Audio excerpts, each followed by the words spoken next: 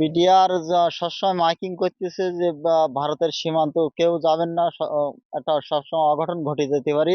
এই জন্য আমরা সবসময় এটার থেকে দূরে আসি বা পাহারা দিতেছি।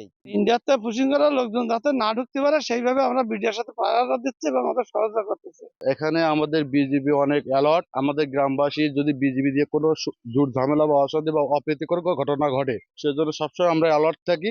আর সেই সাথে সাথে প্রশিক্ষণ মানুষগুলো যেগুলো কোনো অপ্রীতিকর ঘটনা না ঘটে সেজন্য আমরা সবসময় বিজিবি সহযোগিতা করি। আর যে কোনো কাজে যে কোনো সময় যে কোনো কাজে সবসময় এলাকাবাসী আমরা অ্যালার্ট আছি।